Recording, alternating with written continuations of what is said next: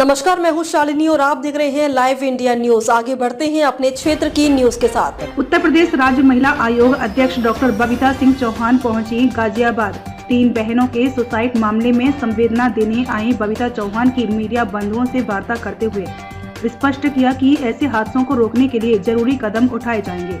Live India news के लिए अशोक पाल की रिपोर्ट। गाजियाबाद में ये 3 बच्चे की जान गई हैं, आप आज यहाँ मिलने आई है, परिवार से क्या बातचीत हुई? परिवार तो मुझे लगता है कि इस स्थिति में नहीं था। मैं तो थोड़ा सा एक संवेदना व्यक्त करने यहाँ आई, क्योंकि ये छोटी घटना नहीं थी, बहुत ही बड़ी घटना और बहुत ही दुखद घटना थी कि जिसमें 3 बच्चे इकट्ठी यहाँ चली गई। तो उसके फादर से मैं मिली, मदर भी थी वहाँ, बट वो तो अभी कुछ कहने वाली स्थिति में नहीं थे। उन्होंने तो सिर्फ दिखाया कि ऐसे ऐसे गई, वो मोबाइल का उनको एडिक्शन था, कोई कोरियर गेम था जिसे वो खेलती थी। तो बस अभी उनसे तो मेरी यही बात। मैडम, देखा गया है इसमें जो बार बार जिक्र आ रहा है कि कोरियन गेम का, कोरियन ड्रामा सीरीज का बार बार जिक्र हो रहा है, क्या कितनी सच्चाई है इसके अंदर? अगर उनकी बातों का मानूं तो सच्चाई है, क्योंकि वो भी यही कह रहे हैं, वो लोग भी, कि ऐसा ही था।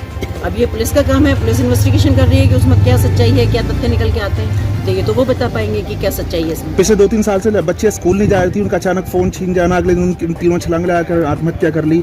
तो घर वालों ने क्या चीज को स्वीकारा है कि फोन ही इसकी असली वजह थी? यस, उन्होंने भी ये स्वीकारा है कि ये खेल का इनको इतना एडिक्शन था। लेकिन मेरा सिर्फ ये कहना था कि अगर वो माँ बाप थे और एक इतने छोटे घर में वो इतने सारे बच्चों के साथ, इतने सारे परिवार के लोग वहाँ रह रहे हैं, 8-9 लोग एक कमरे में सोते हैं, वो 6-6, 7-7 लोग, तो क्या उनको नहीं पता था कि बच्चियाँ क्या कर रही हैं? ये बच्चियों को ये एडिक्शन 1 दिन में नहीं हुआ, 2 दिन में नहीं हुआ, 2 महीने में नहीं हुआ, 3 महीने में नहीं हुआ, लगातार सालों से करती हुई आ रही थी। तो क्यों नहीं रोका गया? ये भी तो फिल्म स्टार सोनू सूद ने, अब ये तो मुझे नहीं पता, ये तो अब ma'am film star Sonu Sood ने इस पे एक वीडियो जारी करा। लोग राज्यसभा सांसद राजीव शुक्ला ने बोला है कि जो गेमिंग ऐप आ रहे हैं, इस तरह कोरियन कल्चर आ रहा है, खतरनाक है, क्योंकि इससे पहले भी एक ब्लू व्हेल के नाम से गेम आया था, इसमें बच्चे आत्महत्या कर रहे थे।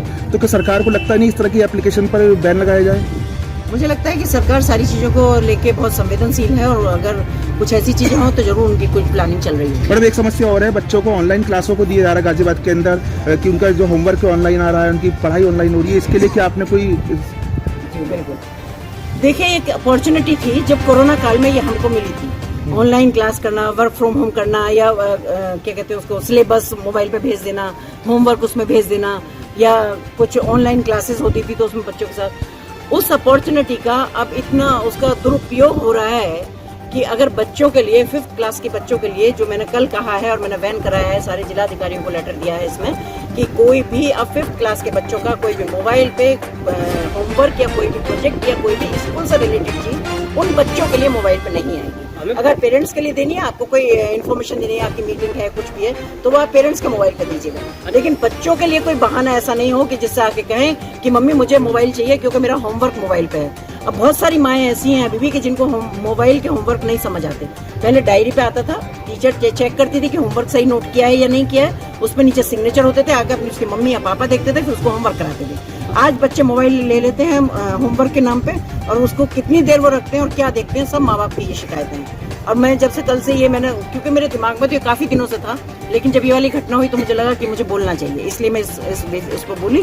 और इसके लिए सारे पेरेंट्स इतना मतलब उनका पॉजिटिव व्यूज़ मुझे मिले हैं, इतना पॉजिटिव उसमें ले रहे हैं, बल्कि लोगों का तो कहना है कि मैम थोड़ा सा और स्ट्रिक्टली इसको और बड़ी क्लासों तक कर दीजिए, और मुझे लगता है 5th क्लास तक। सुसाइड नोट्स में लिखा हुआ है कि हमें इंडियन लड़के से शादी करने के बजाय मर जाना अच्छा है। एक बच्ची जब भी अपने पिता को देखती है तो अपने पति को भी उसी तरह से देखना चाहती है। तो क्या पिता के कैरेक्टर को लेकर भी वो परेशान थी?